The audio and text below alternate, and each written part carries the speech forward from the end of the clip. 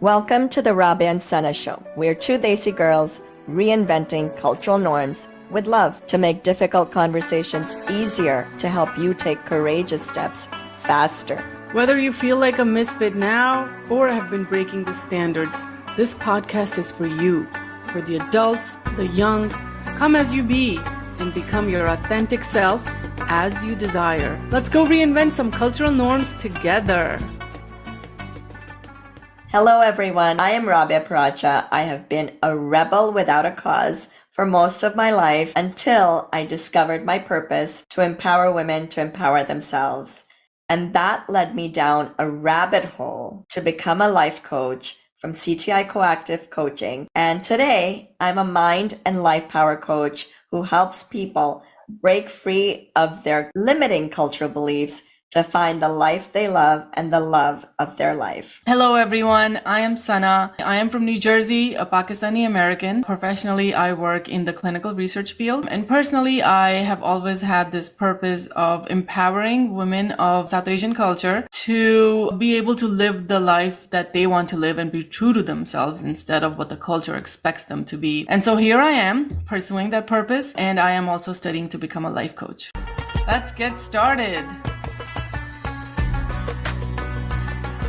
Hello, everyone. Welcome to the Rabia and Sana Show podcast, where we talk about everything cultural norms for our emotional, psychological well-being, and our relationship health and mental health. I'm your co-host, Rabia Paracha. And I am your other co-host, Sana Shah. This episode is a big taboo in the Desi South Asian culture, sex and dating, with our incredible guest, Dr. Nancy Lee. Good to see you, Dr. Nancy. Hi. Dr. Nancy Lee is a clinical psychologist to the stars in Beverly Hills and the author of Don't Sleep With Him Yet, a badass guide to dating in 10 empowering steps. We are so excited to have you, Dr. Lee. Thank you so much for joining, and I am so excited to talk about this topic today. Before we get started, can you please tell our listeners a little bit more about yourself? Oh, sure. And thank you both for having me. I think we're going to have a really exciting, informative discussion. So I've been a clinical psychologist here in California for over 30 years. Interesting, Rabia. I love how you said psychologist to the stars. Yes, I do see quite a few celebrities, but honestly, I consider all my patients to be stars. In addition to being a clinical psychologist and working with people in private practice, that's couples and individuals, I've also served on quite a few local college panels, starting out with both drafting and implementing sexual assault prevention, education, and intervention policies. That was actually before Me Too, but that flowed into during Me Too. That also led me to serve on talking to college students about dating violence, hookup culture, sexual topics. So lots of things regarding dating, relationship psychology. And of course, the book I've written, which took me over, it was several years, well over 4 or 5 years to write. So very, very thoroughly researched. Well, first of all, it's an amazing book. I think I've read it 2 or 3 times since I've owned it. I keep revisiting it. There's so many things in this book that are really important for us to remind ourselves of. And one of the reasons why we do our podcast is we know so much, but we don't practice it. And we need the reminders to improve how we interact with each other and improve our relationships, especially when it comes to sex and dating, because there's so many, things that are happening to us that we don't know why and we can't understand it. So I'm just going to go right into a question that I have.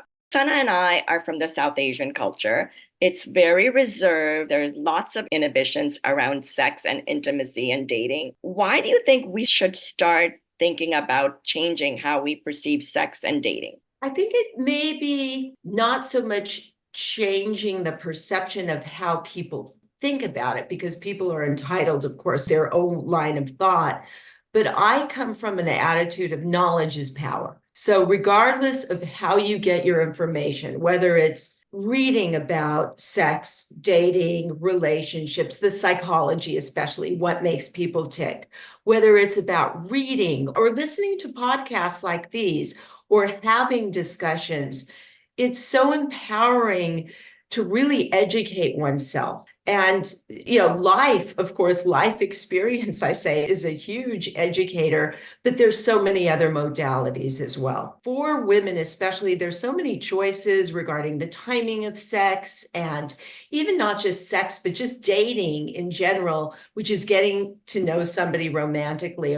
But a question I get asked a lot is, oh, should I game, especially at the beginning of a dating relationship? Well, we can approach that so many different ways. We can approach it from neuroscience, from experience. Again, this is where really understanding psychology, which is an enormous, multifaceted realm, it really helps people. It just improves the way they date. That's very interesting. So, what do you think in today's society and now in the where we are right now, with so many cultural and society's created expectations in our mind when we go into dating and when it comes to intimacy and sex? What do you think is the relationship of our expectations created by society It's a great in question. sex? One of the things that actually propelled me to write the book in the first place was I was working with so many women who were struggling with physical intimacy as obligatory. So, just to say it really explicitly, sleeping with somebody based on obligation versus desire. There were a lot of expectations, especially college-aged women, young women, even actually really almost any dating age women, but college age is an age where people don't quite have their confidence to stand up necessarily for what they want or don't want. But I would be speaking to these women and they'd be talking about hooking up with different dating partners, not because they were really ready, but because they felt that that was expected of them. And then again, to address your question about cultural expectations, it was the culture was creating this expectation of, hey, if you don't hook up, if you don't sleep with somebody on the, third, I'm being random here, but on the third date, there's something wrong with you. You're not operating with, larger mainstream cultural norms. And that was really, really hurting women. That's really interesting.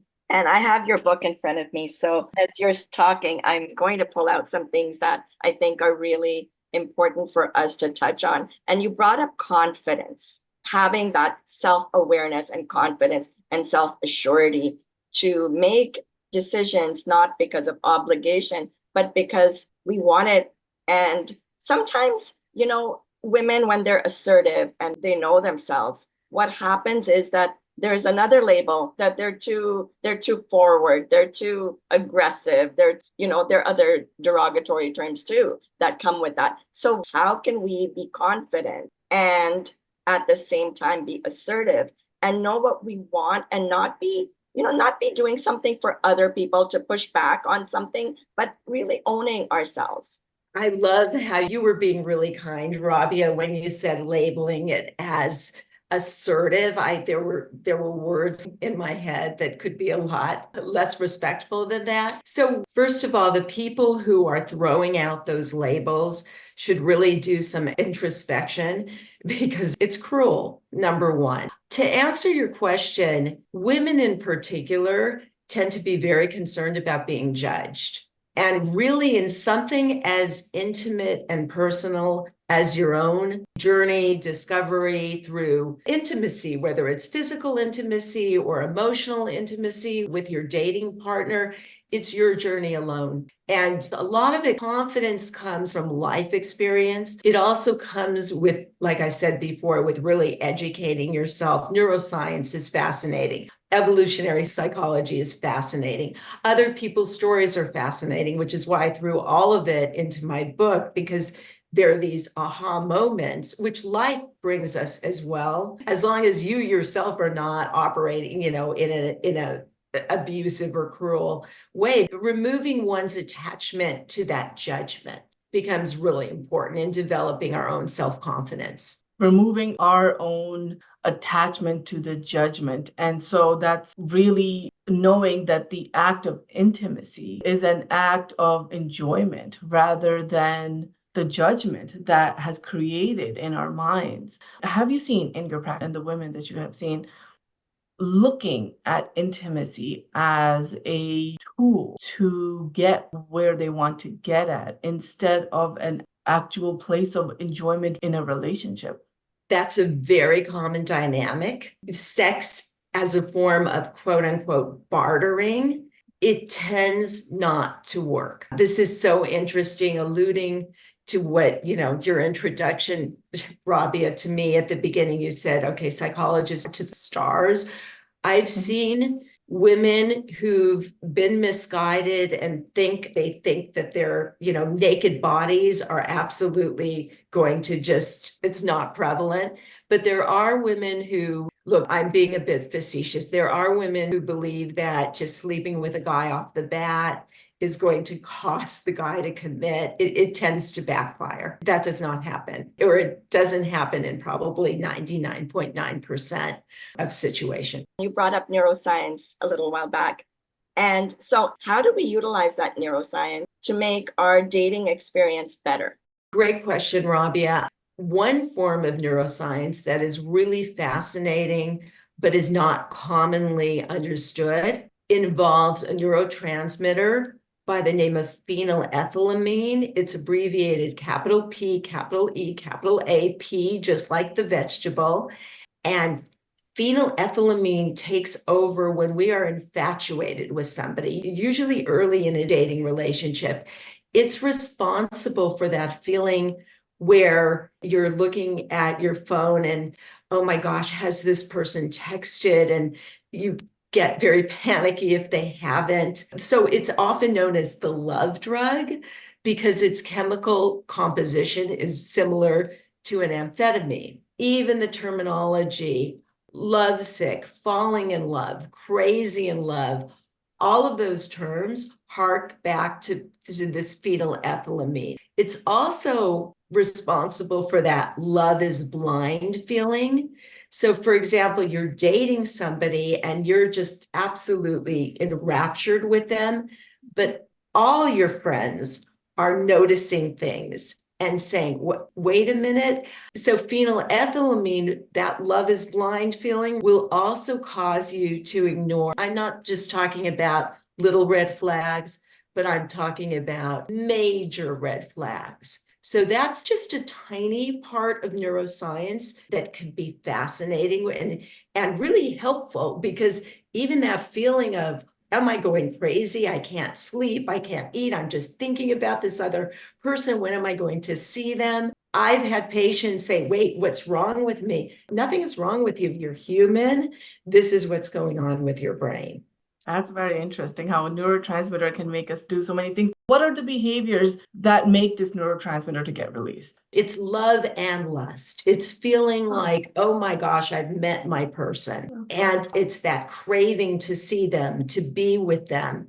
What's also interesting from a neuroscientific standpoint is while this phenylethylamine is rising in our brain, our serotonin is dropping. So serotonin is an endorphin that keeps us calm and tranquil, just at peace. So think about it, our excitement, this amphetamine based neurotransmitter is rising as we quote unquote fall in love. Our serotonin is dropping, which is what keeps us calm, right? So if we're less calm, we're going to be more obsessional, hence that checking the phone and that panic when you haven't heard from somebody. I'm exaggerating, not an hour, but maybe a day. Remember, this tends to be at the beginning of a dating relationship. Another kind of cool fact is, depending on what researcher somebody adheres to, phenylethylamine sticks around in our brain from between about 18 months to 3 years before the dissipation, which was nature's way of ensuring a pregnancy. And you talk about how this neurotransmitter blinds us, like love is blind. And the red flags are there, but we're not able to see them. And so, something that I know you write about in the book as well is coercive sex and emotional manipulation. And in this state that we embrace as we're getting to know somebody and we find them charming and handsome. And then we're not noticing that there is this abusive behavior. Hope not always, but when it's there, it's awful. You mentioned emotional manipulation, Rabia, and the more one understands what emotional manipulation, it's also referred to sometimes as emotional blackmail or emotional brainwashing, but the more one really intricately understands what emotional manipulation is, they'll be able to recognize it. Okay. I can give you three main components right now. Sure. Yes. Absolutely. Okay. So, three main components of emotional manipulation. Number one, somebody wants to gain control or get what they want in a relationship. We're talking about dating right now, right? So I'm applying it to dating. As your listeners are listening, you may realize this could apply to a work relationship, a family relationship, really any relationship, but we're keeping it to dating. Okay, first component, I'll just emphasize it. Somebody wants to gain control over their partner or get something they want. Second component, drum roll here, this is really important. Second component, they're using underhanded, deceptive, or downright malicious means to gain that control or to get what they want. So, key words here: underhanded, deceptive, or malicious. Okay. And the third component, again, really important, is they're doing this, they're trying to gain control by changing their partner's perceptions or their behaviors. So I think this can be illustrated really well with even just a really common example or situation. Doesn't just apply to a couple who are dating, but this is a really common situation that comes up even among couples that have been married for 30 plus years. Sorry, men, but I'm going to make the man the culprit here. It could easily be the woman. Emotional manipulation, unfortunately, is done by both sexes. So two people are having a meal. The man takes out his cell phone and he's like this. He's just staring at his cell phone for a good part of the meal. The woman says, hey, very tactfully, can you please put that away? It would be really nice to have a conversation with each other. So a non-manipulative response would be, oh gosh, babe, sorry, I didn't realize the time got away from me. Of course, I'm putting my phone away. The manipulative response would be, you're always bitching at me. Do you have something else to criticize me about? You see what just happened there? Let's break it down into the components. The guy wants to keep using a cell phone. Component number one, he wants what he wants. He wants control. He wants to keep doing something. Component number two, he's being mean. That's underhanded. He's being mean. He's saying in the tone, you're bitching at me. He's using somewhat of a profanity. He's being mean. And the third component is really interesting here because he's trying to change his partner's perception of herself. Oh, I'm not entitled to call him out on the cell phone use. I'm criticizing him too much all the time. So again, you see that dynamic. And one situation might not be meaningful, but if this is a pattern in somebody's relationship and it keeps happening over and over and over again, it really is a concern. Yeah, and it can really make the other person feel like as if they are in the wrong and start to second guess their own self. And then it could lead to many other things like insecurities within their own self, low self-esteem, low self-worth. Depression. Yeah.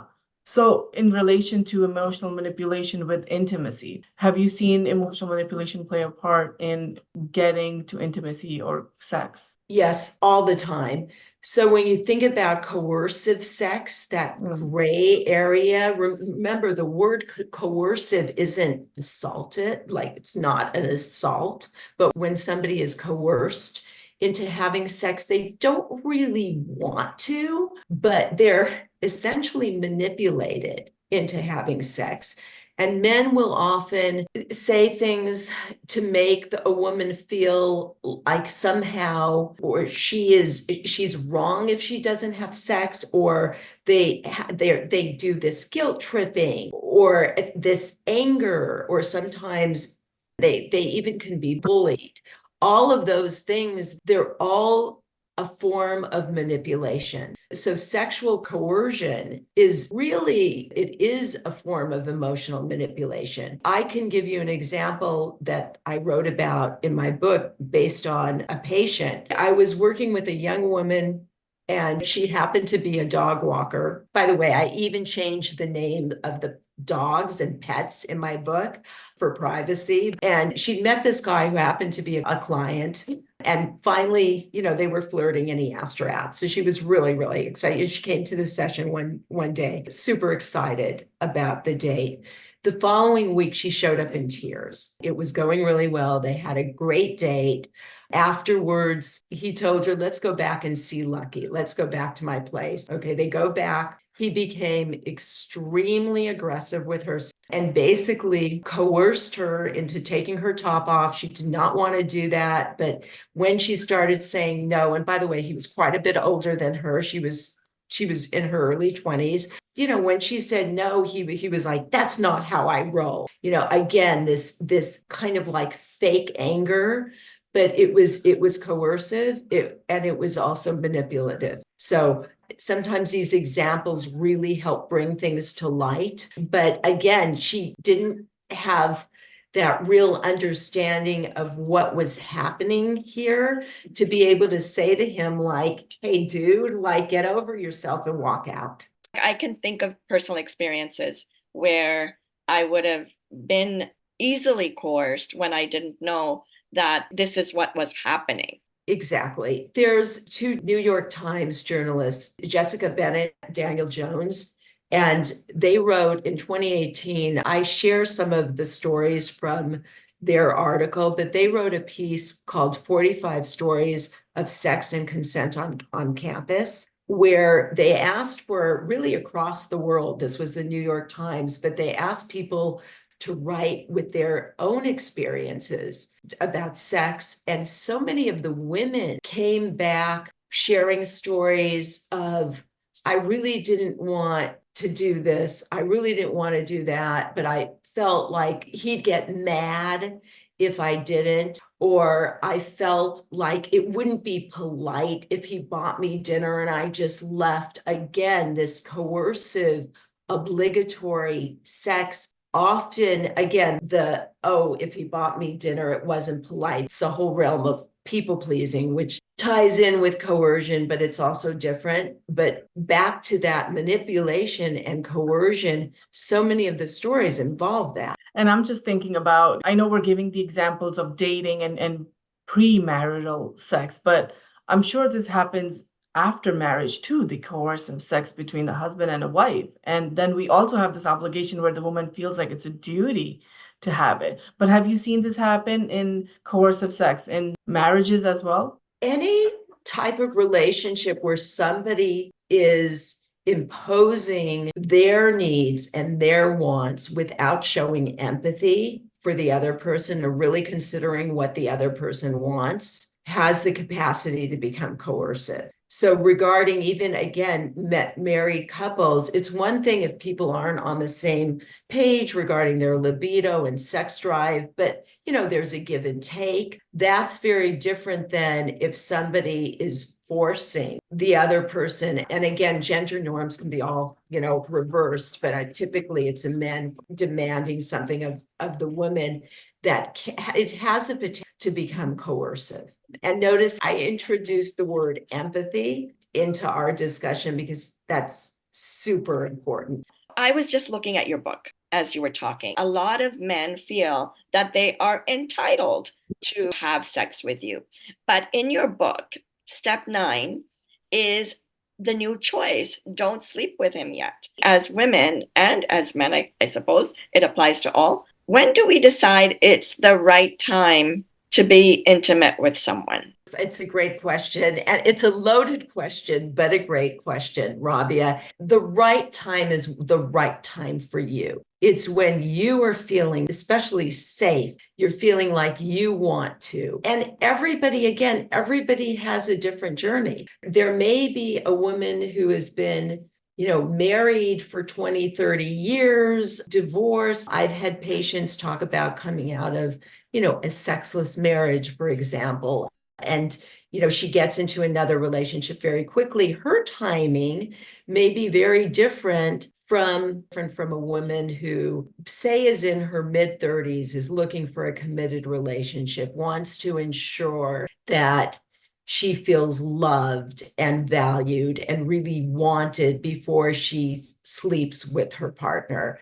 Everybody's journey is different, but the commonality is when it's right for you, not for what society is telling you, not for your dating partner who may or may not be pressuring you. And by the way, some men feel very pressured by society to have sex very quickly, even though they don't want to.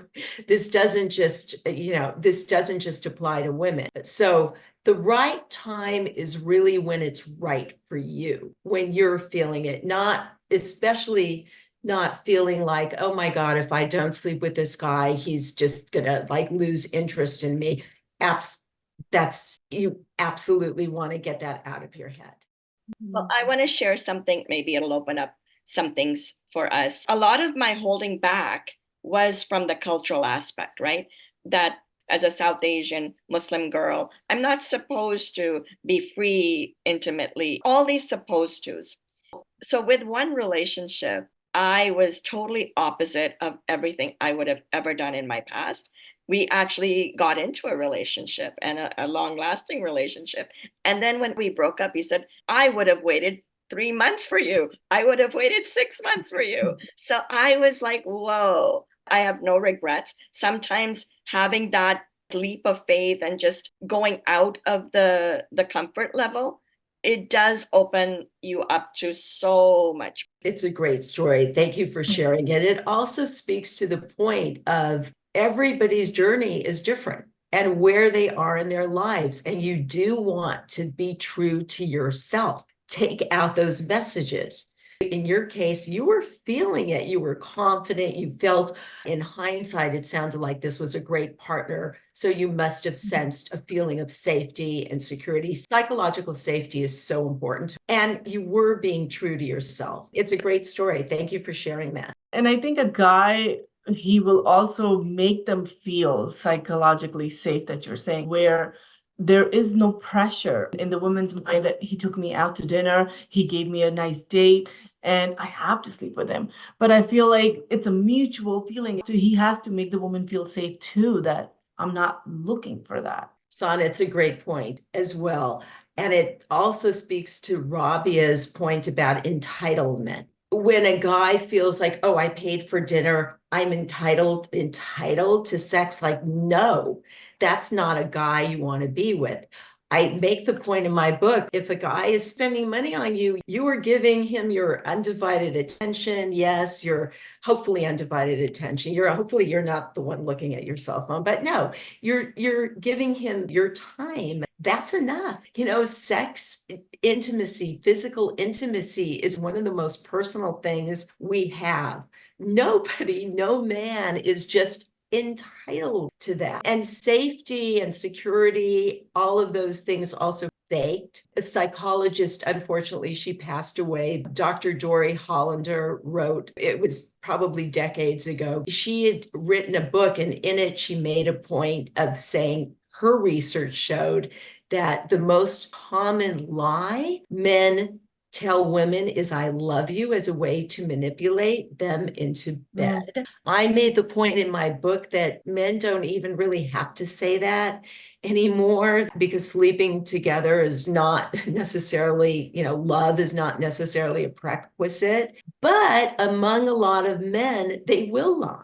So again, that safe can't be fake. And one way I get asked a lot is, well, how can you tell? Women out there listening, please trust your intuition. We have an amazing part of our brain in our limbic system that's responsible for reading people emotionally, communicating emotionally understanding emotions. Actually, that area of our limbic system is way more densely packed with neurons than in men's brain. So the irony is we have the capacity for great intuition. You know what our problem is? We don't often pay attention to it. We don't trust it. Absolutely. What made me feel safe was that there was quality time communicating. We looked at each other in the eyes. Like 90% of communication is non-physical. So if somebody's just there for sex, you'll know it. You will know 100% that body language will speak it. But in this case, there was engagement. And then there was thoughtfulness, kindness. There was empathy, there was compassion, and it was all showing up. And I didn't know this 12 years ago, 13 years ago. I didn't have all this, but it was naturally, organically happening. And I felt so safe. But even the way the spark, I'm watching you through the lens, isn't Zoom wonderful? But your face is lighting up when you're talking about him, Rabia. And I could see when you, especially you say the empathy and the kindness. By the way, I make a point in my book of saying choose kindness over coolness. By the way, dopamine is the neurotransmitter responsible for pleasure. I think not only was that dopamine really, to bring in a neuroscientific component, really being released in spades, but you were already feeling quite a bit of oxytocin towards him, which is the cuddle chemical responsible for pair bonding, for attachment. It does make us feel really safe and secure. And I think the empathy that he was showing you, the eye contact that was absolutely contributing to your desire to be with him. I think it's important to talk about these things. They're uncomfortable, but really important. A lot of the time, that hurt that we have, that we don't process properly, it holds us back from experiencing love and moving on from that last relationship because we're so held up on it. And there is that chapter in your book, Moving On or Moving In. Could you tell us a little bit about how to let go of that last relationship? Yeah. So you're alluding to chapter 8, which is moving on from heartbreak. It's actually very difficult because even though we're broken up with somebody, that doesn't mean that we're not necessarily still in love with them. So there's so much, again, getting back to the neuroscience, there's so much neuroscience involved in heartbreak. One fact that I found fascinating when I was doing the research for my book is that Ethan Kross and his group found that emotional pain was processed in exactly the same part of our brain as physical pain. So if you get burned by a scalding cup of coffee, that's going to be processed in exactly the same place of our brain as if you get burned by a partner. Okay. So when you really understand that and you understand the intensity of pain, it isn't just about, oh, let's just move, well-meaning friends, just get over it or just move on. We may want to, but our brain is definitely holding on. And then you add, this did not happen in your case, but if you add rejection to the mix, it can become even that much more painful.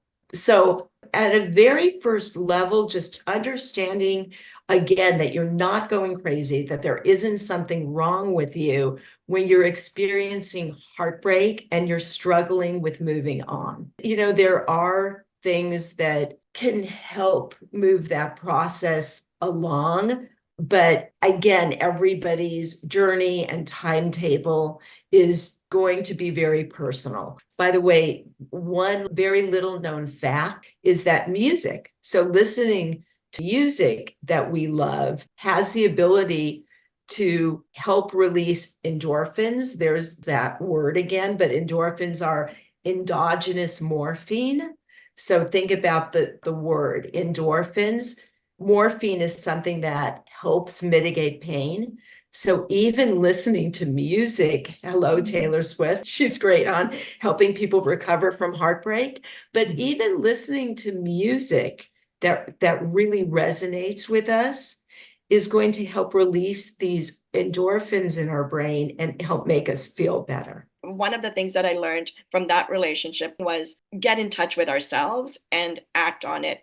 And I did everything that people said don't do, and it left me feeling so much better. There's a difference between hearing what people are saying versus really being true to what you yourself want. So you're not being tied to what these norms are for other people. You're confident, and I happen to know you outside of the interview.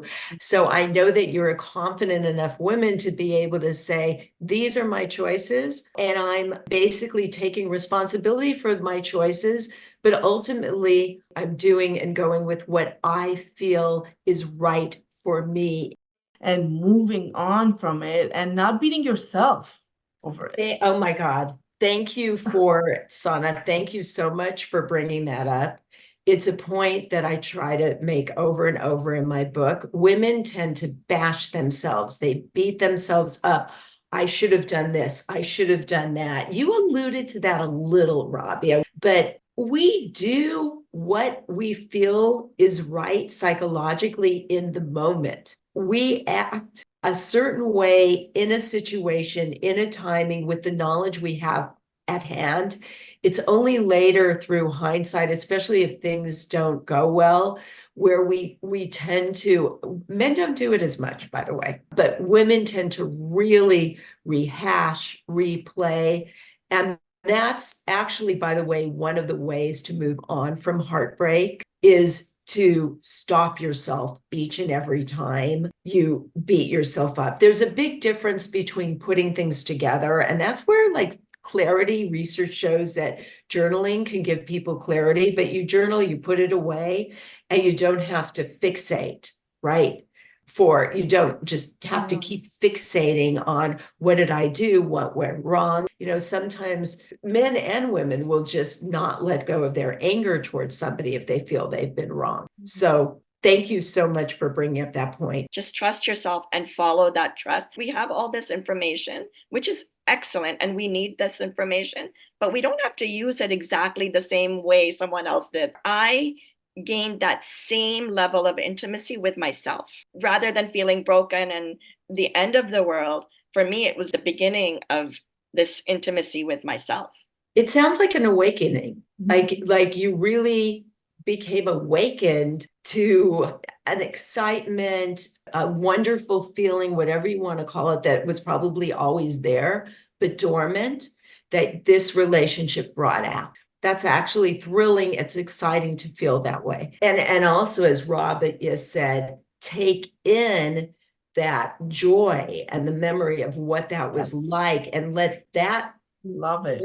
let that, become what's entrenched in our brain, which can be really that excitement, that feeling of comfort, joy. But wow, I've experienced this, and this is what I'm left with. This is the feeling. The reason I was awakened was I never anticipated a relationship like that to begin with. So I thought, if that's possible, then there is so much more possible that I have zero clue about. So I feel like as women, we kind of sometimes create this image of the perfect man. And then when we do meet men in our dating lives, we try to fit him into that mold or expect that, unconsciously, like the potential of what he should be or what we want him to be, and not accept the people for what they are. Or not see the people for what they are. I'm so glad you alluded to that. One of favorite parts of my book is which men to avoid. And I really get into narcissism is a word that's thrown around a lot, but I do go into not every bad partner out there is a narcissist, but that's one example that I talk about, is like how to recognize if this man is truly a great guy versus a narcissist, because narcissists are very charming at the beginning of a relationship. But to your point, absolutely. I think sometimes women, especially men too, but women do tend to do this more. They want something to work out so badly that they tend to self-select a lot of the positive and keep rationalizing away some of the negative. Oh, well, he disappeared for 3 weeks and I didn't hear a word from him. But oh, yeah, he really is busy with his work, right? Like you can't text good morning or good night, or yeah, we slept together and then I didn't hear from him for 6 days. Well, he has stuff to do. Like the rationalizations keep coming because as women, again, depending on what they're looking for, but especially in a committed relationship, if they're looking for a committed relationship, will often tend to rationalize and give too much slack to misbehaviors, but there's subtle signs too. For example, one of the ways that I explain to women to tell if you're dating a narcissist, look at how he treats other people, especially if you're out to dinner. Look at how he's treating servers, not just how he's treating you. Again, narcissists at the beginning of the relationship are trying to, be charming, and they often are prominent or somehow or wealthy or something. But look at how he's treating other people. Or the entitlement is, you're standing in line. Is he cussing because he's not, somebody didn't allow him to cut the line? You gave that example. I was just going to ask, what are some other tools that we could use to actually look for what they are? If something bothers you, when you get that like cringe moment, again, women will often like ignore that. Oh, it's me. I'm just, yeah, it's me. That's really not bad. No, listen, that's your intuition. We want to listen to ourselves. When you have that, you feel like kind of cringy or this isn't right. Again, women will often rationalize that away. No, you want to really take that in and listen. Listen to your gut, listen to yourself. Listen to yourself, follow that voice. I think that's really important, that if something doesn't feel right to you, it's not right for you. And so trust it. And I want to bring up 2 points before we wind down. I want to talk about sex. How do we bring in good sex? And I'm looking at chapter 10 here, step 10. Bring it, best sex ever, your choice. So tell us a little bit about how women can become confident with their sexuality and bring it in. So yeah, my 10th chapter, again, one of my favorite chapters, is all about women's enjoyment of sex, because national surveys have found that even though women are having a lot of sex, they're not enjoying it. So what I came up with just as a framework for women to really kind of like help them further their own enjoyment is, the acronym is SEX, SEX. This was an original framework, but it's also based on decades of work with couples, with individuals, and lots of research and reading I did. So the S is for savor, the E is for explore, and the X is for excite. I go into this in way more detail in the book, but ultimately not so much focusing on the end goal. Okay, so we're talking about intercourse here. In our society, orgasm, not orgasm, for better or worse, has often been this metric for deciding whether the sex is good. No, throw that out. The sensuality of the moment. Women often say that they love kissing the most of sex because it can be highly sensual. But even touching your partner, having him touch you, extremely sensual.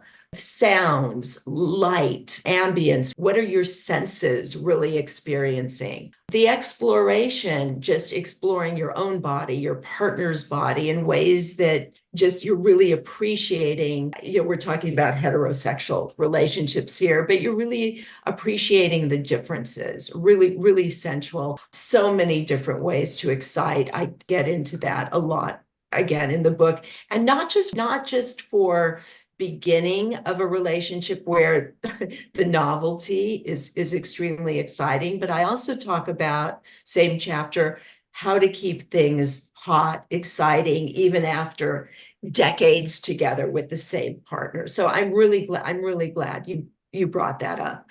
Also, in my own research with women, I forgot the exact number. It was just over 200 women.